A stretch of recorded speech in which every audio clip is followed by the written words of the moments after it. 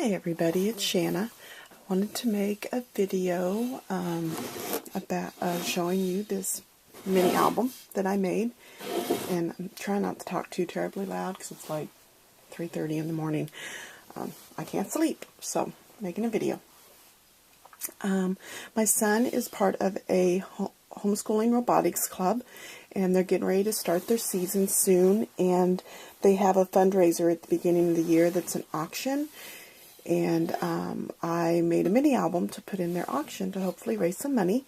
This album is based upon a video I watched of Arlene from My Butterfly Kisses last week, and she talks about the binding system. I believe it's My Sister Scrapper.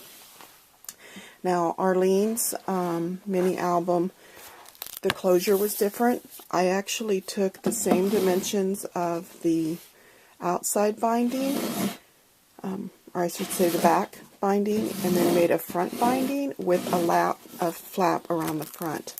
And there's some magnets in there that close that. So it makes a box. It looked to me, when I first did this, it seemed like, I don't know, I guess I just felt like I put too much space between it. But I don't know, maybe once there's pictures and stuff added, it probably is better to have that kind of space, see. But this doesn't have a lot of, there's not a lot of embellishments in here that are bulky. I mean, definitely if you were doing this for, you know, a girl and had flowers and all that sort of stuff, you would need that extra space. This, I meant to make it's robotic themed, and it's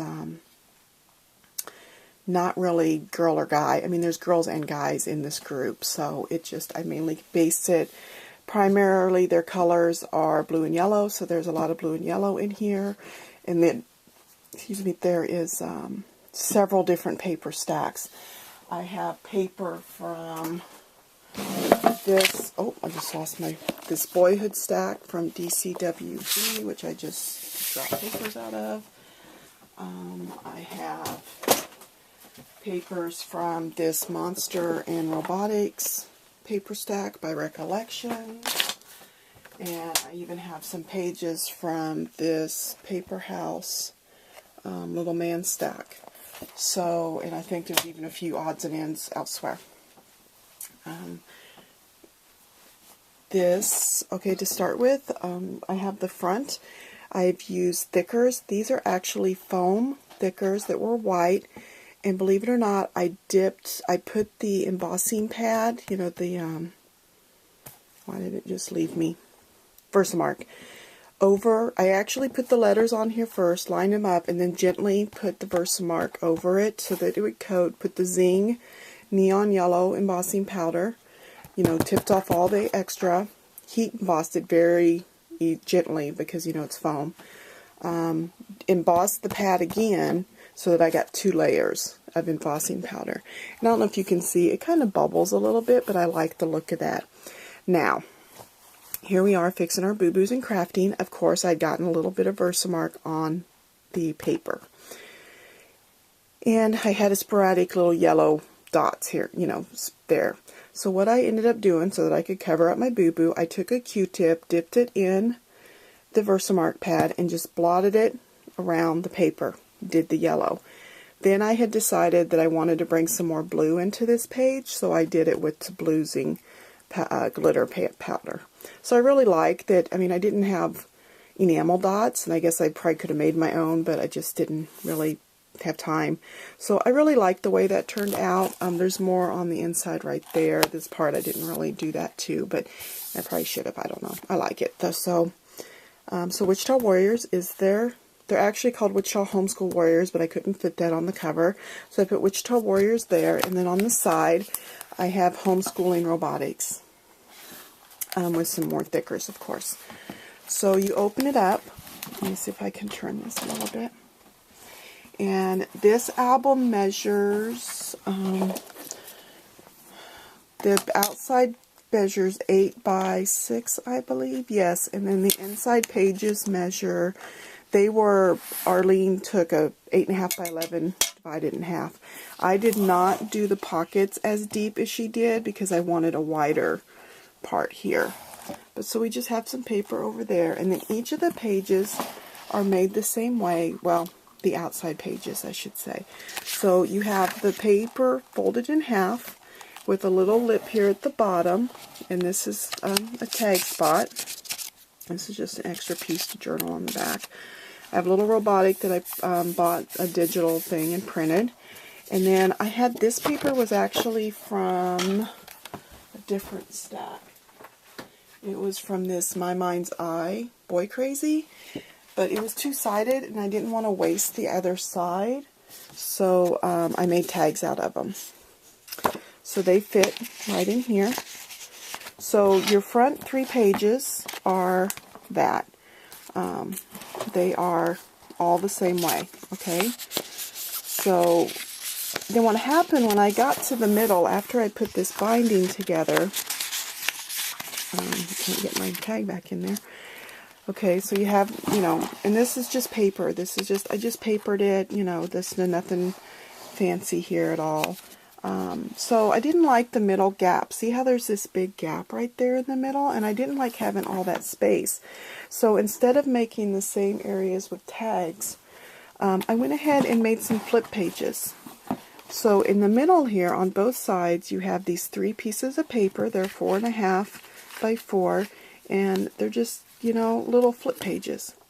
Just a place to put some extra. And then there's still pockets down here to put tags or something else in. So in the middle, and both the middle pages are that way. So that middle part, you know, when you add pictures and stuff, it's got extra space there for those parts. So, and then again, the rest of the album is the same way. We just have more paper and tags. Now, also, each of these pages have a tag in the middle. So there is a tag that goes on the inside. Then I had this back cover that I didn't really have anything done, right? Well, I wanted more space for journaling. I have a little space over here that you could journal. And of course the front cover you could journal because the paper's gray there.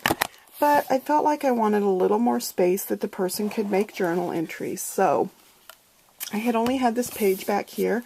So I took a piece of the paper that was left over from the front cover page, folded it in a trifold. Now this was single-sided paper, so I ended up putting a separate sheet just to cover here. And I made this little booklet that opens up. So then the person can journal about their season. This particular robotics group has been around for about 13, 14 years, I believe. My son's only done it for 1. But they have actually, 10 out of those years have been in the top 3, both state and regionally. They have not gone to, they could go to nationals, but they have chosen not to because it's always been far away. And they have the philosophy if the whole team can't go, then nobody goes. Part of the competition is based on teamwork and team spirit. So they need to be able to work as a team, and it's hard to get, you know, these 650 kids to Florida from the Midwest. So they have not competed in the national. I'm sure they would have done wonderfully if they had, because they're a very good group of kids. It's a team, it's a, I should say, adult supervised, but it is actually ran by the kids. They have to do it because it is a competition. So I know I went through this really fast. I mean, you've seen paper, so I don't think you need to just look at that. I did run into one problem when I put all my little robots in here. I don't know if you can see, but they stuck over the edge, which I had done purposely, not realizing they were going to beat up against this. So I just kind of took a paintbrush and kind of curled the edges in a little bit. Like you can see this one, I curled it because it stuck so far. So that way it's not beating up against the side so much. So I learned lots making this. I'm still very happy. I'm very happy how it turned out. I don't know that the people at the auction are real, that they do a lot of scrapbooking. So I tried to make it very simple. So thank you very much for watching my video and listening to me ramble at 3:30 in the morning. Thanks a lot. Bye.